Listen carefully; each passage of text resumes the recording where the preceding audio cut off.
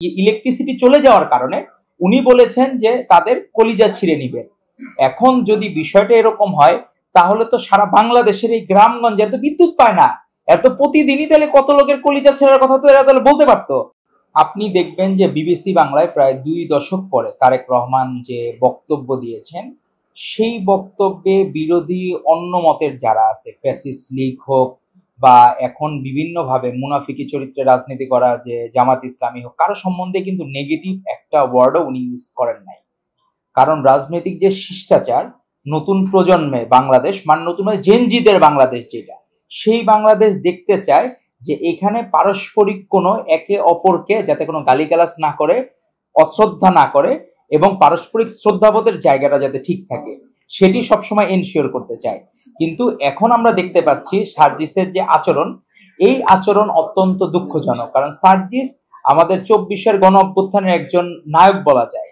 আজকে দেখেন, যখন বিবিসি বাংলায় তারেক রহমানকে প্রশ্ন করতেছিল যে আপনাকে অনেকে মাস্টার মাইন্ড, আপনি কি মনে করেন, উনি বলেছেন আমি একজন রাজনৈতিক কর্মী মনে করি। এবং তার আচরণে ন্যূনতম ঔদ্ধত্যপূর্ণ আচরণ কেউ কখনো পায় নাই। বিপরীতে সার্জিসরা তো ধরেন আমরা তো বাংলাদেশেরই মানুষ, অন্য দেশ থেকে তো আসে নাই। সার্জিসরা তো আমাদেরই ছোট ভাই। এরা ধরেন ছাত্রলীগে, নিষিদ্ধ ছাত্রলীগের সহ সম্পাদক ছিল, কিন্তু 24-এর গণ অভ্যুত্থানে তার এই ভূমিকার কারণে বাংলাদেশের মানুষ তাকে মাথায় তুলে রেখেছে। কিন্তু এখন যে উনি মানে ইলেকট্রিসিটি চলে যাওয়ার কারণে উনি বলেছেন যে তাদের কলিজা ছিঁড়ে নিবেন। এখন যদি বিষয়টা এরকম হয় তাহলে তো সারা বাংলাদেশের এই গ্রামগঞ্জে এত বিদ্যুৎ পায় না, এত প্রতিদিনই তাহলে কত লোকের কলিজা ছেঁড়ার কথা তো এরা তাহলে বলতে পারতো। কিন্তু এরা তো একদিনের জন্য বলে নাই। এই পরিবেশে তারা কষ্ট করে, বাংলাদেশের মানুষ এভাবেই বড় হয়, কেউ আলালের ঘরে দুলাতে থাকে না। এই গ্রামের যারা আছে পরিবেশে বেশিরভাগই কৃষকের সন্তান। আমাদের পূর্বপুরুষদের ব্যাকগ্রাউন্ড দেখলে দেখবেন যে বেশিরভাগই কৃষকদের পরিবার থেকে এসেছে, আমরা প্রাউড ফিল করি। কিন্তু তার আচরণে যে ঔদ্ধত্যপূর্ণ আচরণ, তাকে ওই যে অনেকে জমিদারের নাতি বলতো যে আগের বার ট্রেনের মধ্যে সিট না পেয়ে ঝুলে গেছে, আর পরের বার বিরাট শোডাউন নিয়ে 100 গাড়ি বহন নিয়ে গেল। তো অর্থের উৎসও কিন্তু জানা যায় না যে কিভাবে কোন উৎস থেকে উনি এটা পাইলেন। তো সেখান থেকেই আচরণ অত্যন্ত অপ্রত্যাশিত। এবং তার যে কলিজা ছেঁড়ার, এটাতে ফ্যাসিস্ট লীগের আচরণের কিছু পরিচয় পাওয়া যায়।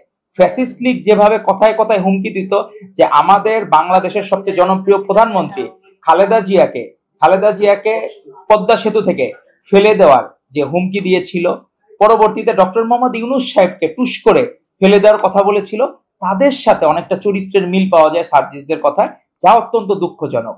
এই নতুন বাংলাদেশে আমরা চাই পারস্পরিক শ্রদ্ধার রাজনীতি। একে অপরের কাজ পছন্দ নাই হইতে পারে, কিন্তু গণতন্ত্রের ধারা অব্যাহত রাখার জন্য, গণতান্ত্রিক ধারা অব্যাহত একজন মুখ দেখা দেখি কারো যাতে বন্ধ না হয়, সেটি আমাদেরকে এনশিওর করতে হবে। আপনি আজকে মন চাইলে কাউকে কলিজা ছিঁড়ে দিবেন, পরের দিন অন্য ধরনের আচরণ করবেন, কাউকে ফেলে দেওয়ার হুমকি দিবেন।